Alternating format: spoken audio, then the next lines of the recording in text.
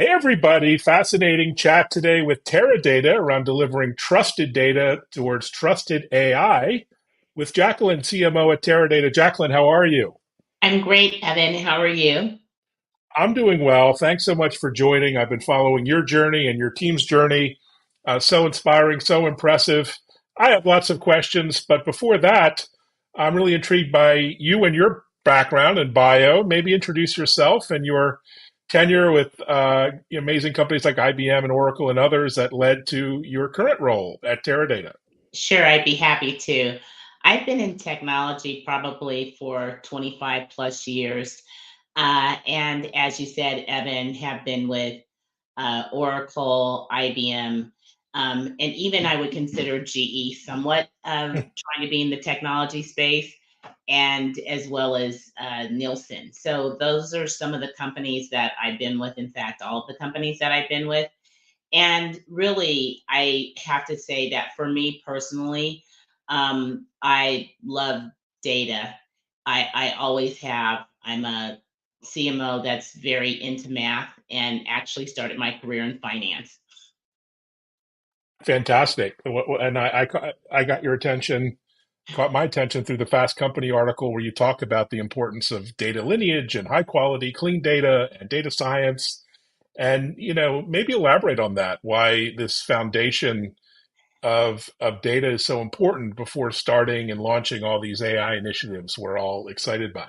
Sure. I really like to talk about data like water.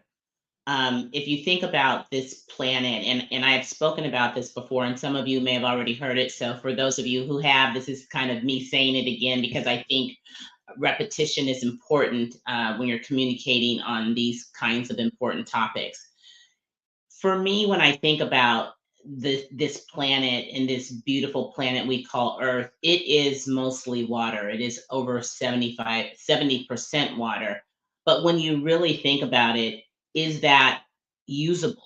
Because as most of us know, particularly those who may be in geographies that are having water shortages, it doesn't feel like our planet is made up of 70% water.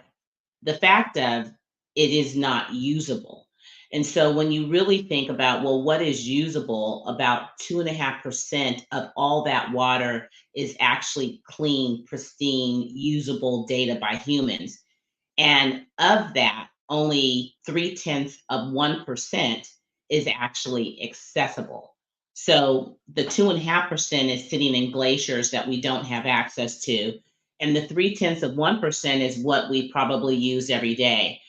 And so when you think about it, if you actually can't consume it, use it for things that we need to live on as human beings, that means it is actually scarce. And it means that it's not pristine, it's not clean.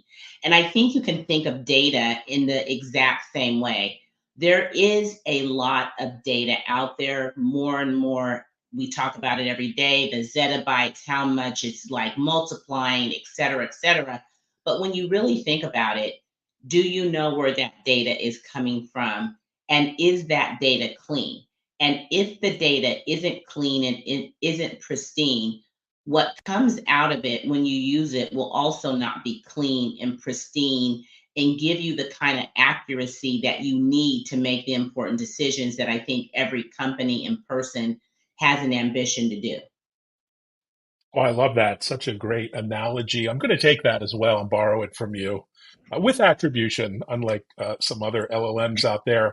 And speaking of which, how do leaders ensure that the outcomes they're looking for, the AI outcomes they're investing in, are trusted, are reliable? I assume you have something to do with that process at Teradata.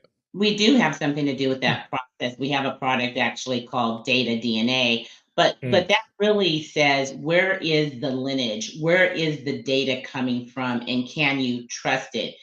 Back in the day maybe wasn't that long ago, but I like to talk about it like that. Back in the day, even if you think about a decade ago, everyone was talking about systems of record. And the reason that they were talking about systems of record is because the record, or that kind of golden record, was the thing that you could actually trust that you were using inside your organization. That even becomes even more important today. That is more important than it ever was. What is this? What is the system? What is the record? Where is it coming from? And how did that record get created in the first place? And was it created with using trusted information? Which is why the lineage becomes so important. Where did it come from? Where is it going to? Because as soon as in that process, in that cycle, as soon as you embed one particular element that actually maybe not be accurate, it will affect all the other outcomes that you have because that element is going to be propagated throughout your systems and will be propagated throughout other records as well. So it becomes critical because AI is about pattern. It is about pattern recognition. It is about a system that learns and it has to learn on something that's factual. As soon as it's learning things that are not factual, which is why, people talk about the data hallucinating. The data isn't necessarily hallucinating.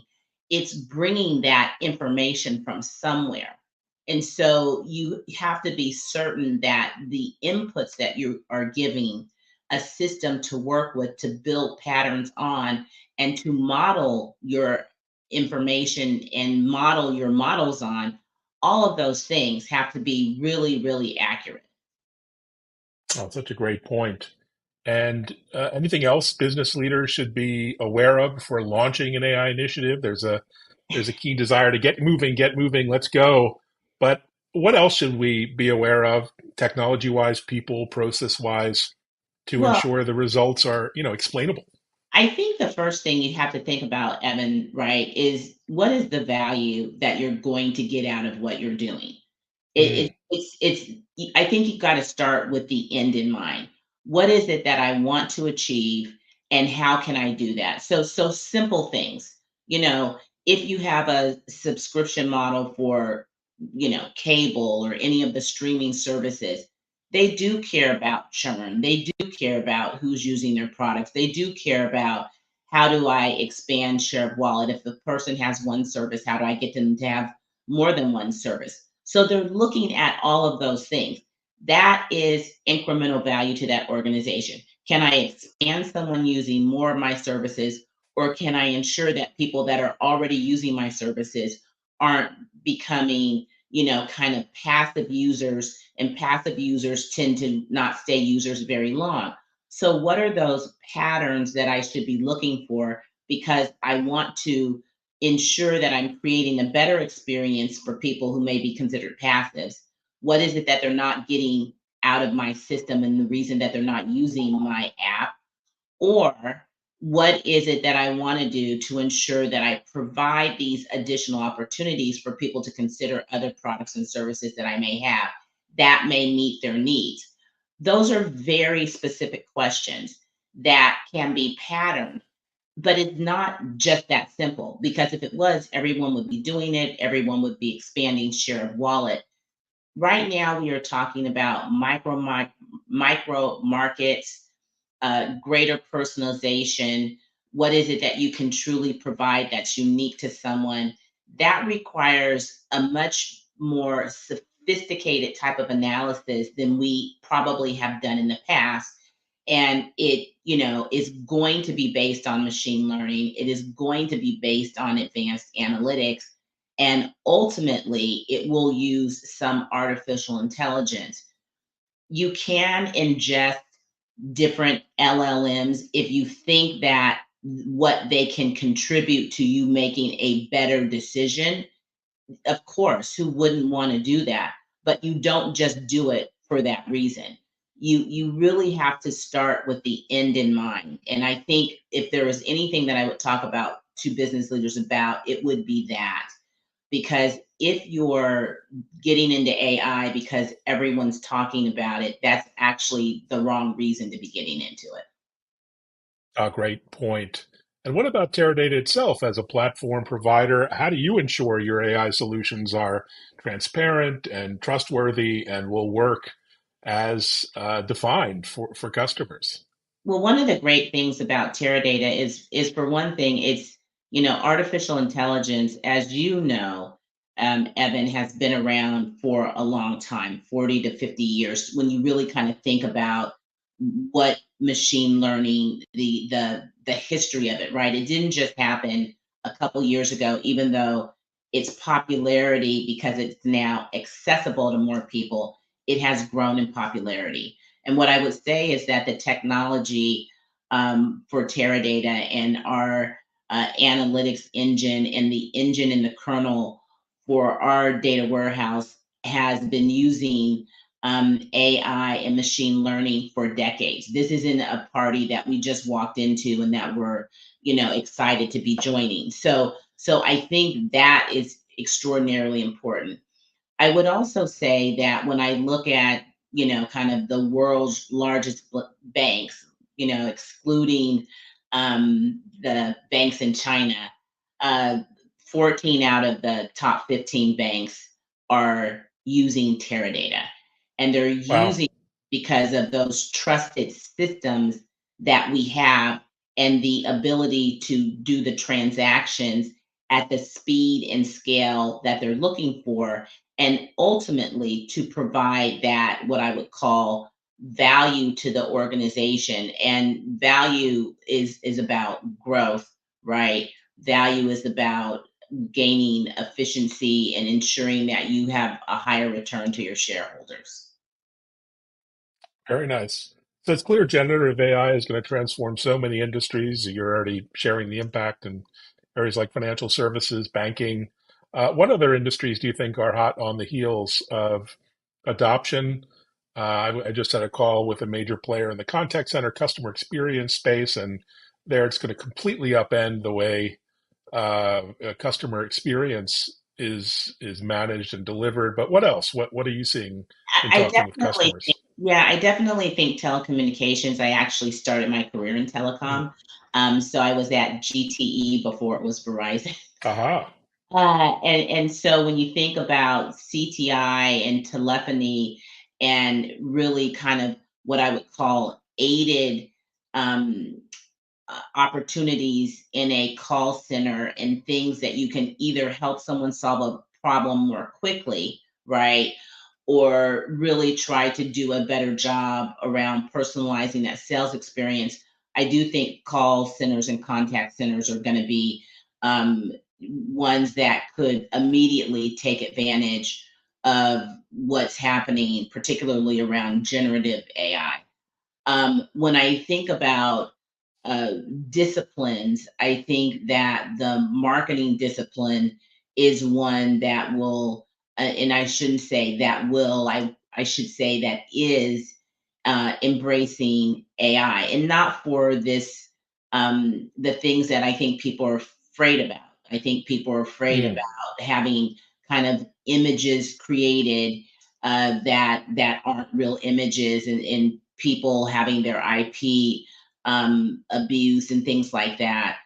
Where I think that AI and generative AI can help marketing, particularly on the efficiency side, we have many more channels today than we've ever had. We have to talk to people everywhere, and that wasn't true 5 years ago. It wasn't true 10 years ago. It just really wasn't. Now you have B2B businesses. Should I be on TikTok? Should I not be on TikTok? Now okay, Twitter was Twitter, but now it's X. What are the things? How do we show up there maybe different than we showed up before? How do we ensure that we have the right presence on LinkedIn and Facebook and every place that you can think of that people are actually showing up? And while the content is similar, so your message around your company is similar, the way that message gets delivered on those different channels is quite different.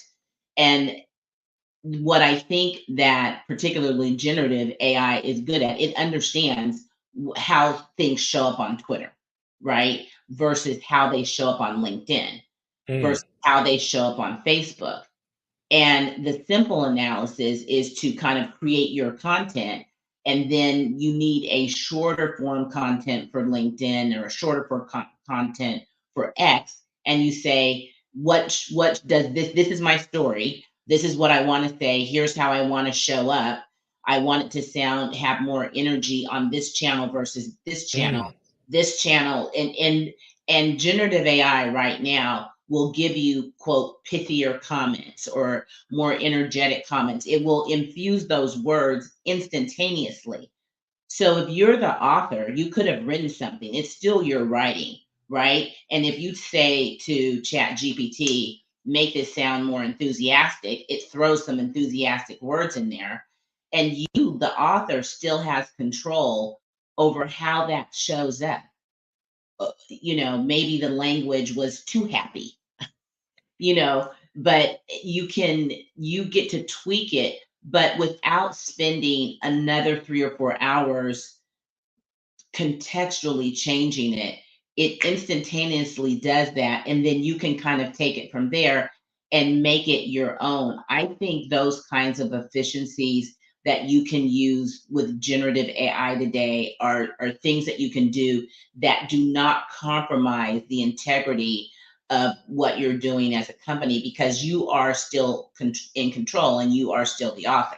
You're saying, take this language, and can this language be pithier? Can this language be more exciting? Can this language have higher energy? And if it took you a couple hours to create the original document, if you put it into an LLM right now, it probably takes like less than 2 seconds to pitch out something that gives you some ideas that can spark your own creativity. Such a great point. Well, there's a reason you've been called the AI CMO, which I think was meant as a compliment. I'll take it that way. I hope You're so. not you're not an AI, but on that topic, I mean, how can businesses leverage AI in the way you're describing for efficiency and productivity without losing their brand authenticity or going off brand, really, which I see a lot of. Yeah, one is you have to understand that this is a tool, it is not a replacement. And I think, Mm, people started this conversation, maybe in the wrong way. Oh my God, if you look at some of the studies, whether it's a McKinsey study or a study from Accenture, it's like we're going to have these vast amounts of productivity improvements. Yes, we will. I just gave you an example of not having to rewrite 7 things, but having some ideas given to you that help you streamline the time. You are still the author and still responsible. mm, No one can, you know, train your brand better than the people that have built the brand. The brand itself is an ethos, and you have to be able to kind of hone in to what that ethos is as you're kind of preparing briefs or anything else. And so, what becomes really important is to understand that, the reason that I talk about trusted AI versus responsible AI is because people are the ones who have to be responsible. An inanimate object cannot be responsible. You can't blame an inanimate object for something that happened. You have to look, where did it start? It started with the people. It started with how the model was built. It started with how the model was trained. And if those models don't have the proper guide rails and governance in them, you could have unintended consequences that you're not going to be happy with, which is why it's critical, quote, the people part of this conversation, to me, not only is foundational, but probably is the most important part of the conversation. And I think that just in general, sometimes, we've gotten away from that. Really understanding it's the people, they have to be trained properly. You have to train them. You have to have the right level of governance and compliance inside your organization. And you, as leaders, are responsible for doing that. wonderful thought. And speaking of people, changing gears a little bit, you've been an advocate for underrepresented entrepreneurs and business leaders, and you speak on that topic. What are your views there, and what do we need to do to move forward together? It's interesting that you bring that up, because I think there are so many places where we have an opportunity to be better as a society in general. So when you think about biases in the legal system, biases in other systems around healthcare, around insurance, around financial services. We have an opportunity now to have be much more vigilant about getting to the truth and getting the right information. So when it became clear that there were certain neighborhoods, cities, places that were being redlined by insurance and banks, Mm. then, and most of those happen to be areas that were predominantly areas of either underrepresentation, whether that was economic or whether it was racial. I think that we have a responsibility to understand that, understand why that's happening, and to curtail it. When you infuse bias, bias continues. So bias doesn't go away with people hoping that bias goes away. Bias goes away when you actually have analytics that say we've done the analysis, there this does exist. Now we have identified the problem. What are the steps that we need to do to resolve it?